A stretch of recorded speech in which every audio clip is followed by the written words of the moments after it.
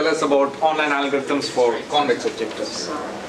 So I'm going to speak about some natural generalization of what is known as the online primal dual framework. And I know it's very natural because three different groups of people thought and wrote papers on on several aspects of this extension or generalization. So many of the co-authors are around here, so if you have a difficult question, just pick the closest one and ask the question. So the plan is I will have to tell you briefly what is the online primal dual framework. So this is repeated from previous talks that I gave. Then I will tell you about this natural extension of the primal problem. And then I will say the dual is also a natural extension, and they were both studied for special cases. Then I will tell you what are the main results for this that we have, and hopefully some of the algorithms that are really, really simple, and some of the analysis ideas that are also quite simple, I think. So the starting point of the framework of online primal dual is just what is known as covering packing framework. So this is just the primal problem is a covering problem. So this is the general LP, except that all the coefficients here, so x are the variables, they are of dimension n in the talk, and then all the coefficients here of aij, and c, this is transpose when I put prime, are all non-negative. So this is a covering problem, and this covering problem has a dual problem, which is a packing problem. Again, this A is the same A, this C is the same C, and you have a dual variable for each row here. And what is known is that each primal solution, the value of each primal solution is more than the value of each dual solution, so we can lower bound them, and strong dualities say that the optimal solution is equal. So this is, although it doesn't capture all of the offline problems, it captures quite a lot. So all relaxations of set cover, facility location, connectivity, Steiner tree, forest, shortest path, and even paging you can capture with the covering constraints. Packing also very useful, so all of the knapsack flow problems, matching, like combinatorial auctions, all of these are captured, can be captured with just packing constraints. So now over this primal dual pair, I put some online framework. So what is the online framework? So look at the covering. So the number of rows here is t, that I used for time and sometimes for transpose.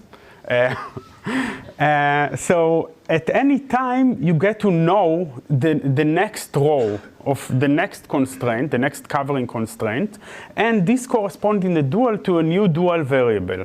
And now the problem is that you have variables xj, so you can only increase them, but never decrease their values. And then what you want is to minimize the total cost. This is the online covering problem.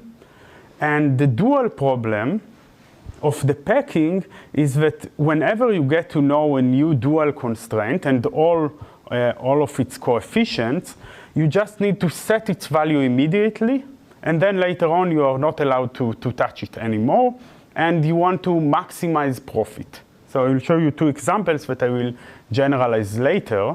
So one candidate problem is just the online set cover.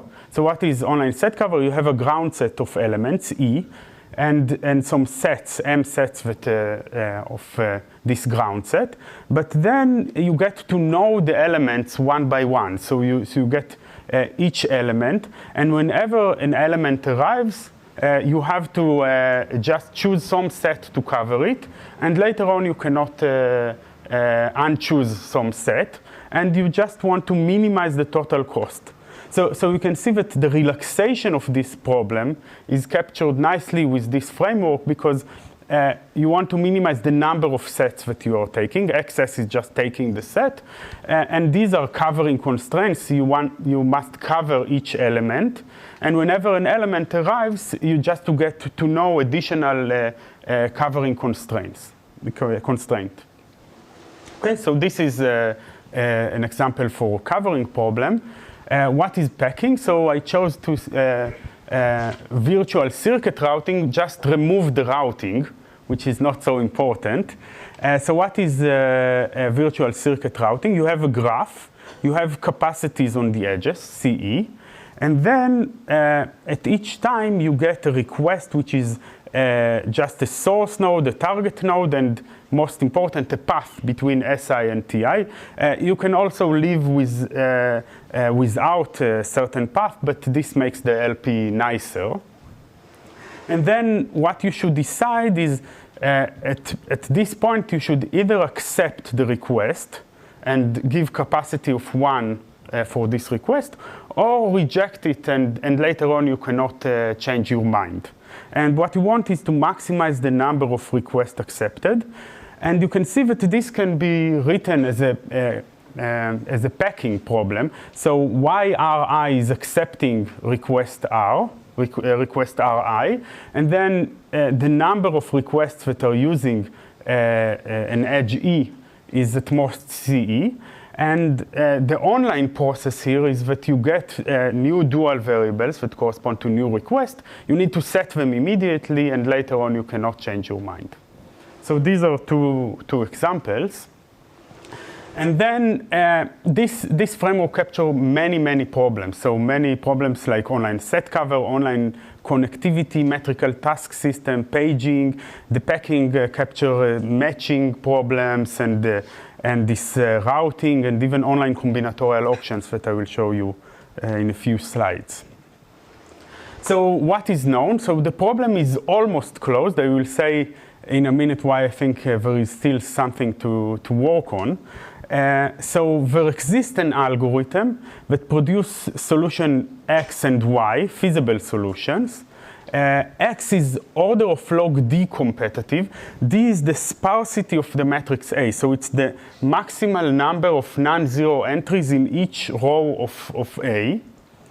The packing, you can get log D, but also plus log A max to A min. A max and A min is the maximal to minimal non-zero entry in each column of A.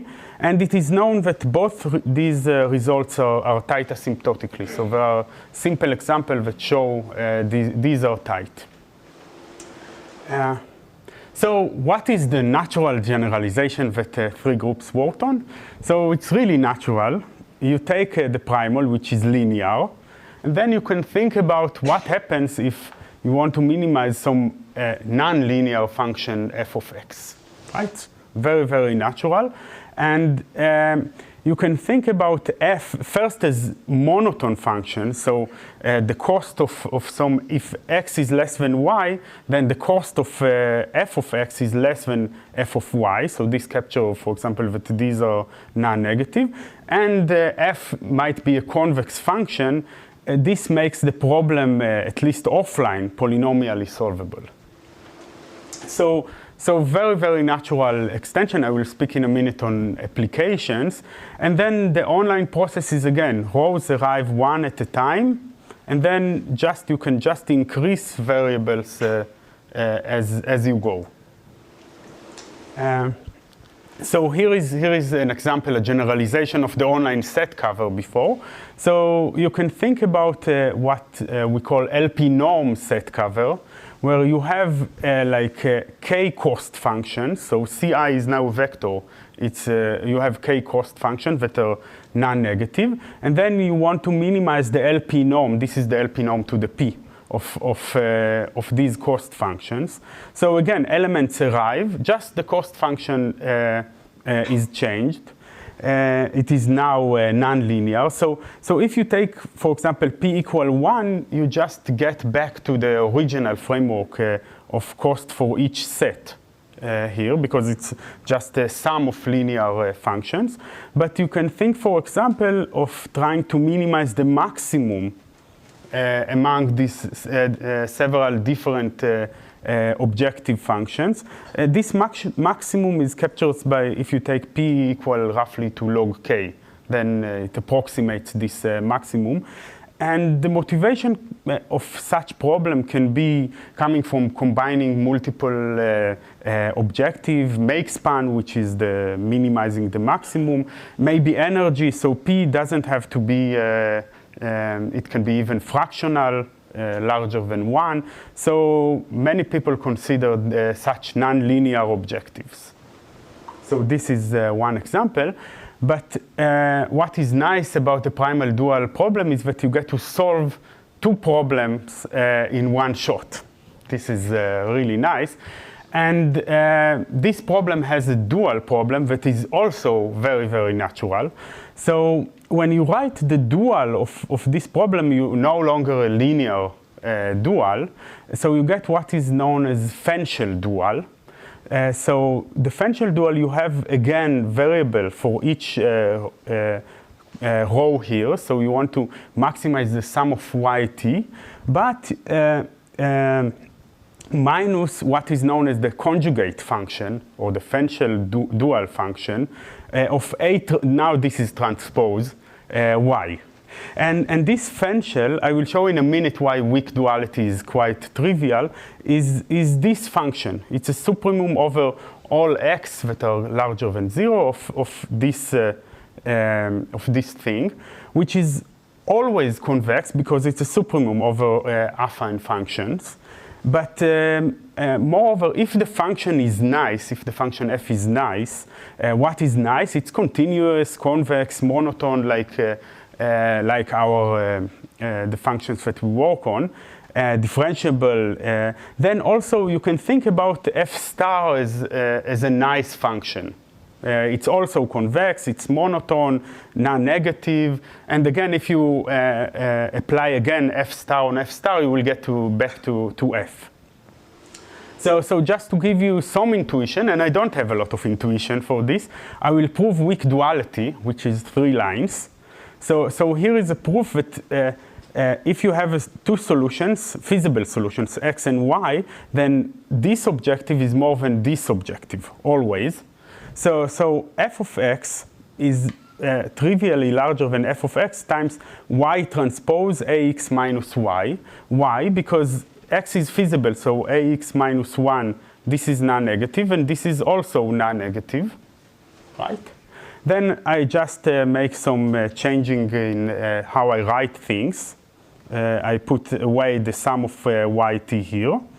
And then instead of this, I just write the supremum. And this is OK because x is greater than 0 by the feasibility of x. And this is the definition of the Fenchel dual. And actually, in our work, we only use weak duality, although strong duality also in many cases holds. So again, in this talk, you should just think of f star as a nice function, some other nice function. OK, so what is the extension of the dual? And I will give an example in a minute. Again, primal constraints arrive. So you have a new dual that arrive at each time. And now you should set yt immediately to some value. And you earn this value of yt, but you pay some cost of this function, right? So you have some cost that you pay. And you want to maximize the amount of profit that you get minus the cost that you have. So here is an example of virtual circuit routing, but now you can buy capacity. So it's again, you have requests as before. You can accept request or reject request, but the capacity is not something that is given. You are just given some cost function, f star of z, of how much it costs to buy certain edges to buy a capacity of c on each edge. So you can think of special case 1 that the cost is just 0 whenever ze is less than ce, and otherwise infinity. So this is the previous setting, for example.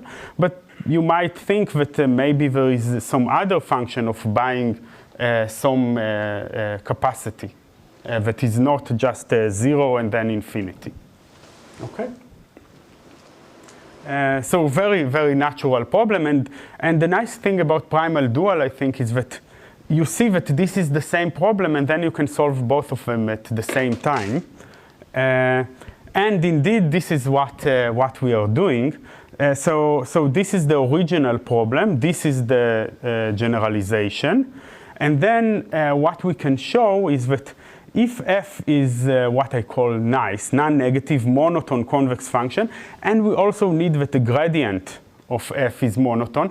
This is quite technical, but so maybe we can get rid of this assumption, but in all of the applications we have this assumption as well. Then what you look on some parameter p, which is the supremum of this term, which just tell you the intuition is that the function is not too convex. So if you think about this as a polynomial of degree p, then this will be p.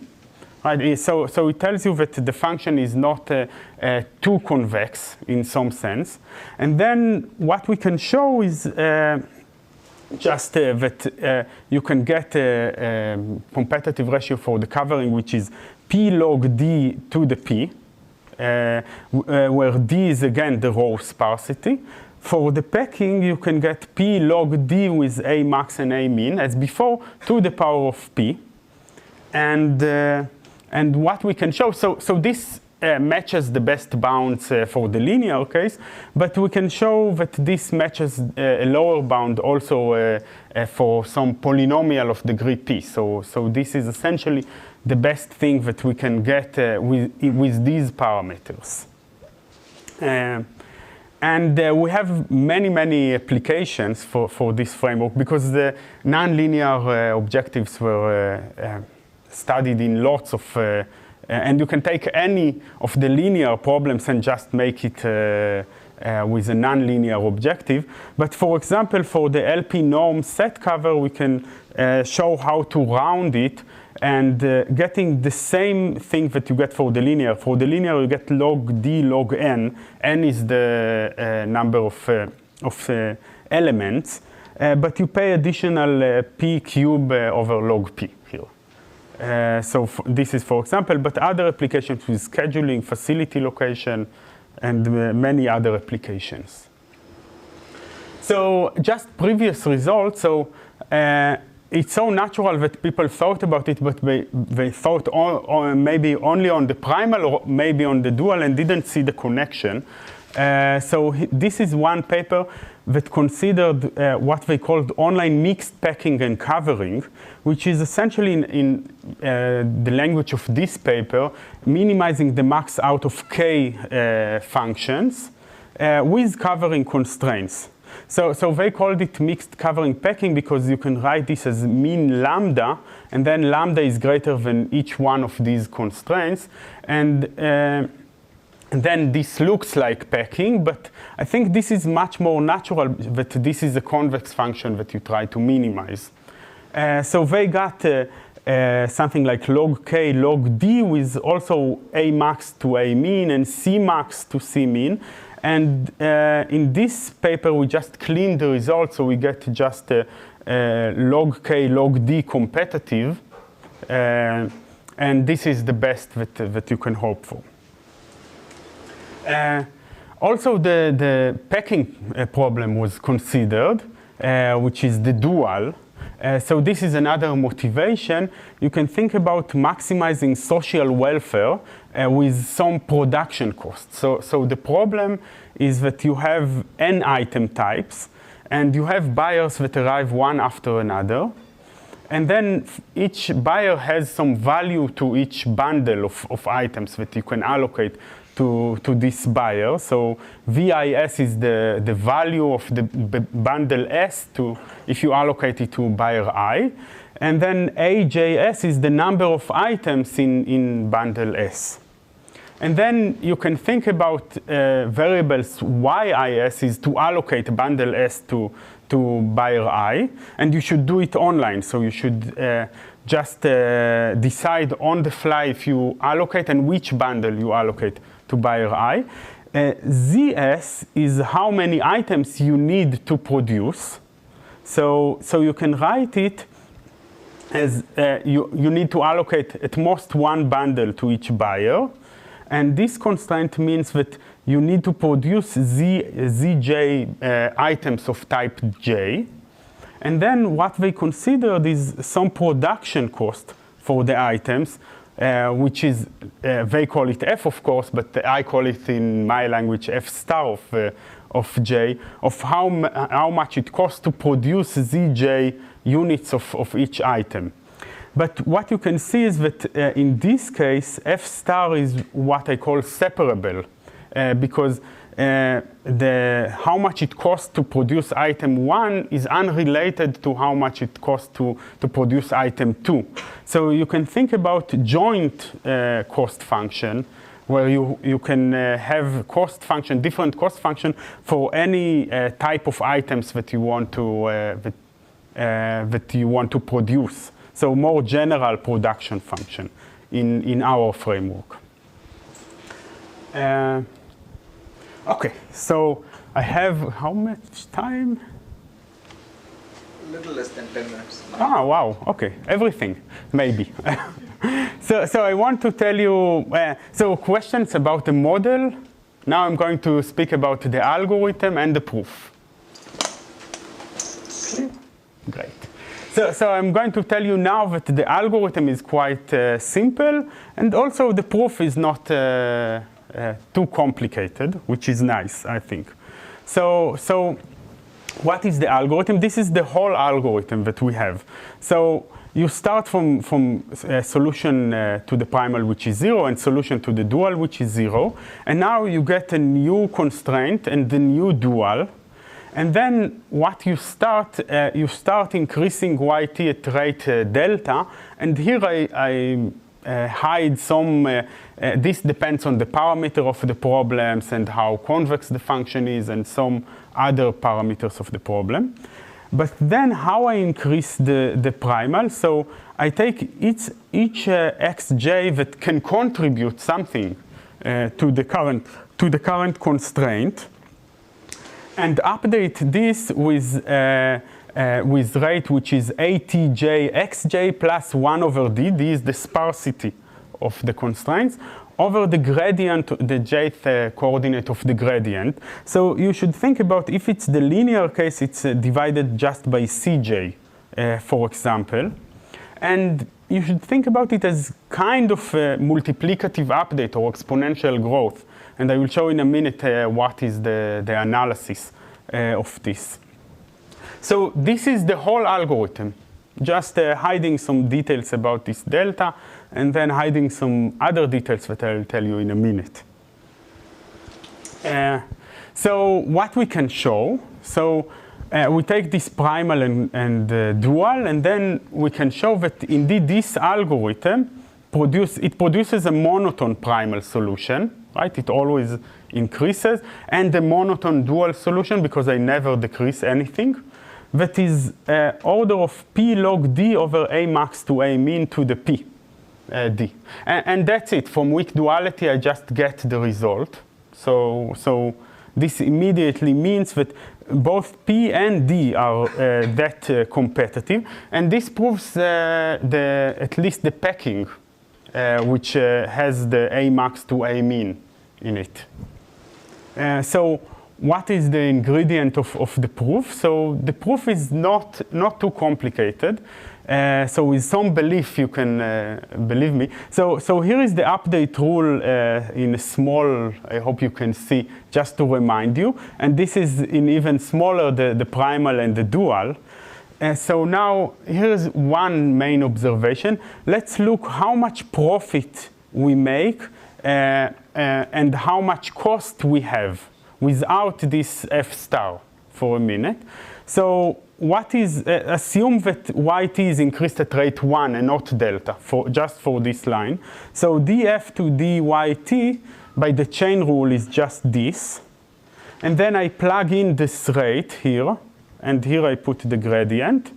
And then I get just the sum over all variables that contribute to my constraints of atj xj. This is less than 1 because the constraint is still unsatisfied. Otherwise, I wouldn't increase. And this is less than 1 because this is the sparsity of the constraint. So eventually I get 2 here. And then if you get back to that the rate of yt is delta, then you get, if you take x hat as the final solution, you just get here that the profit that you make is at least delta times over 2 the final f of x hat, right? Which means that essentially if you increase delta, you make a lot of profit, which is good. But the bad thing is that you are going to pay a lot of production cost. So there will be some balance here between the two. But for now, if you increase the dual faster, you get more profit and compared to the primal solution. So now we only need to bound the production cost, what I call the production cost, which is this term. So now here the main claim. So I claim that the xj grow quite fast. So how fast? It's exponential in the dual constraint, and this is true for any subset actually. Now I'm not going to use it, but in 2 slides I'm going to use it. But think about it as just all the dual constraints. So it's exponential with the dual constraint divided by the final gradient and delta. And this is -1 divided here by sparsity and the maximum over ATJ. So if the dual is fast, you should think about it growing exponentially with the dual. Okay, 5 minutes, okay. So this is essentially solving solving kind of differential equation, being a bit careful about it, using that the gradient is monotone. You can prove this claim. But then we know that xj is less than 1 over the minimal ATJ, because otherwise xj alone satisfies all the constraints. So there is no point in increasing it. And then if you plug both of these, you can get that the dual constraint, you can just get that the dual constraint is bounded by something that is related to delta, the gradient, and some logarithmic term here. And then, this is, you plug this into this function f star, and then by some properties, other properties of f star and the bound on the convexity, you can actually bound the production cost. And then you can bound the production cost as some function of delta, and the final step is to optimize delta. This is basically the whole proof. But what I want to show you last is the idea of how you get rid of this A max to A min term in the covering. So this is, I think, the nicest idea here. So the idea is you cannot use the D that we already built, because the difference is with log D A max to A min. So what we do is produce a shadow, maybe another dual, D prime, that removes this A max to A min. But this D prime is not monotone. So this D prime, you just, at some points, you decrease values of variables. So I want to show you why we must decrease the dual variable. So if you don't get the rest of it, at least you get the idea of why we must. So here is a primal covering, which is trivial. It has one variable, and then you have constraints x1 is greater than 1, x2 is greater than m, x1 is greater than m squared, and so on, and m is very large number. Okay, so this is quite trivial. Any algorithm will just increase the amount that it needs, and it will be one competitive, right? But when you look at the dual, things are quite different. So this is the dual. You have maximized y1 plus m times y2 plus m squared times y3, and so on, right? And you have a dual constraint that sum of yi can be at most 1. This is the dual. So I'm looking just at the linear case for now. Now, suppose you aim for a primal dual algorithm with a constant competitive ratio C, maybe even not 1, just 3, or something, right? So what you have to do after this constraint arrives, the value of the optimal solution is 1. So you must have a value of the dual which is 1 over c. So you must set y1 to 1 over c, right? And then when the next constraint arrives, the value of the primal is m, so you need the dual to be at least m over c. The first y will not contribute much because m is very large. So essentially you need to set y2 to 1 over c also. Right, and if you continue with this, you will need to set y3 to 1 over c and so on. But then at some point of time, this constraint is violated. So what you must do is just decrease previous dual variables at this case. So I have 1 minute, so maybe I will say, so just the choice of the dual, which dual variable should we decrease? So whenever we get a dual constraint that is tight, what we do is we look for a previous dual with the largest coefficient in this constraint and decrease this at a rate that will make this dual okay. This is the whole idea, and this is certainly a greedy choice. Maybe not the optimal choice, but certainly a greedy choice. And this is the rate in which we decrease this dual. And what we can show is, in few slides, if I had some more time, is that this is indeed working, and you can get enough, the dual increase enough that you can pay for the primal cost. So just these are the main results that we have. Again, these are the main results.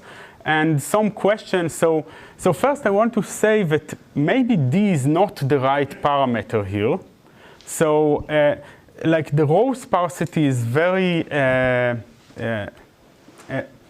is not a refined, you might have some better parameter for your problem, because what you can do is if you add some noise to your metrics, like epsilon noise, it doesn't change really the problem, but make the sparsity n. So you might want to go with some other more refined parameter that is not, that if you add such noise will not change its value. So maybe this is even in the linear case. And then there are lots of other, so many applications that you can maybe find. Additional extensions maybe are possible. Non-covering is something that we work on. And there are some connections to learning that we don't understand well. So thank you. So when you go back and decrease the dual, what happens to the primal? Will it still be monotone? The primal is still monotone. I just decrease some dual. And then I need to show that my profit from the dual that I increase currently is not affected much with other duals that I increase. And these are the 3 slides that I, like 5 more minutes. Okay, in the interest of time, maybe we can take questions offline, and thank both Srikanth and Neil again.